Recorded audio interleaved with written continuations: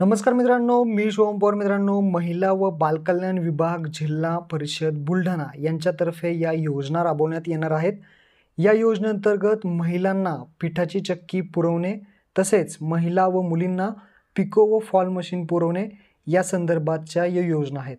या योजनेअंतर्गत आता अटी आणि शर्ती काय आहेत, अर्ज कधी करायचे आहेत, कुठे करायचे आहेत, संपूर्ण माहिती आपण जाणून घेऊयात.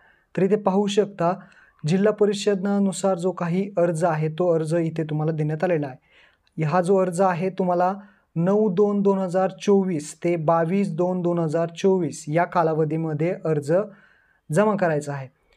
कोणकोणत्या योजना आहेत तर अपंग महिला व मुलींना पिठाची चक्की पुरवणे तसेच ग्रामीण भागातील महिला व मुलींना पिको व फॉल मशीन पुरवणे. इथे एक गोष्ट लक्षात ठेवा, ह्या योजना ज्या आहेत त्या फक्त महिलांसाठी आहेत. महिलांसाठी पिठाची चक्की आहे आणि महिलांसाठी शिलाई मशीन आहे. आता यामध्ये अपंग महिलांसाठी व मुलींना पिठाची चक्की आहे आणि जे आपल्या नॉर्मल महिला आहेत आणि मुली आहेत त्यांना पिको फॉल मशीन आहे. तर जे यामध्ये पात्र आहेत, अटी आणि शर्तीनुसार तुम्ही अर्ज करू शकता. याच्यासोबत जो काही अर्ज आहे तो तुम्हाला डिस्क्रिप्शनमध्ये दिलेला आहे. हा अर्ज याची प्रिंट काढा आणि याच्यावरती तुमची माहिती लिहायची. आता काय काय माहिती लिहायची ते समजून घ्या.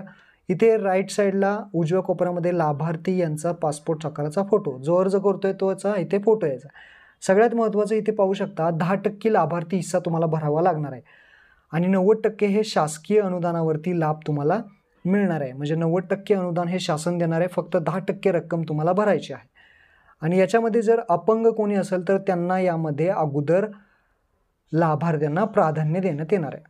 बाकीचे सुद्धा अर्ज करू शकतात, सगळे अर्ज भरू शकतात, फक्त अपंगांना इथे प्राधान्य त्यांना दे. जर अपंग असेल तर त्याला लवकर हे त्याचं काम होणार आहे. आता काय काय माहिती भरायची आहे, अर्जदाराचं नाव असेल, अर्जदाराचे लग्नापूर्वी जर नाव वेगळं असेल तर ती माहिती द्यायची आहे, नसेल तर सोडून द्या. नंतर वडिलांचे किंवा पतीचे नाव टाकायचं आहे, राहण्याचं ठिकाण, मोबाईल नंबर, मुक्काम पोस्ट कुठे राहता, ग्रामपंचायत तुमची आहे, पंचायत समिती कुठली तुमची आहे, तसेच जन्मतारीख तुमची काय आहे ती इथे सगळी माहिती जी आहे ती पेनाने लिहून घ्यायची आहे. वय किती आहे, वय किती झालेलं आहे जन्मतारखेनुसार तुमचं. जर अपंग असेल, शेतकरी आत्मग्रस्तेचं असेल, विधवा असेल, दारिद्र्य रेषेखालील असेल तर त्यापैकी जर तुम्ही कोणते असाल तर इथे स्पष्ट करायचं काय आहे, नसेल तर नाही करा.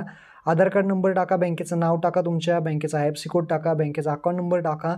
अशा पद्धतीने सगळी माहिती, बेसिक माहिती इथे टाकायची आणि त्यानंतर प्रतिज्ञापत्र आहे ते इथे तुम्हाला सगळ्यात पहिल्यांदा इथे अर्जदाराची सही करायची आहे. आणि खाली ग्रामसेवकाचा दाखला आहे, ज्यामध्ये ग्रामसेवकाचा सही शिक्का तुम्हाला घ्यावा लागणार आहे. जो शौचालयाबाबतचा असेल, शासकीय सेवा आणि सदस्य नसल्याबाबतचा जो काही दाखला आहे त्याची सही तुम्हाला ग्रामसेवकांची घ्यायची आहे.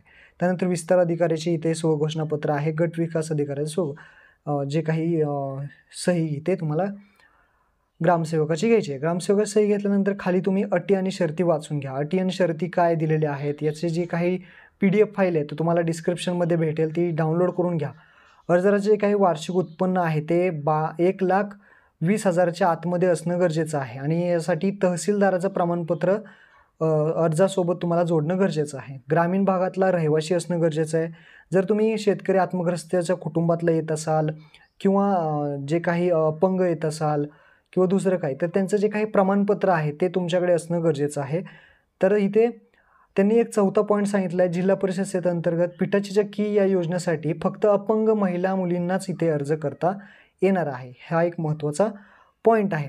बाकीचं जे काही जे वय आहे, वयाची मर्यादा आहे, कमीत कमी 17 वय असेल तर अर्ज करू शकता, जास्तीत जास्त 45 असावे.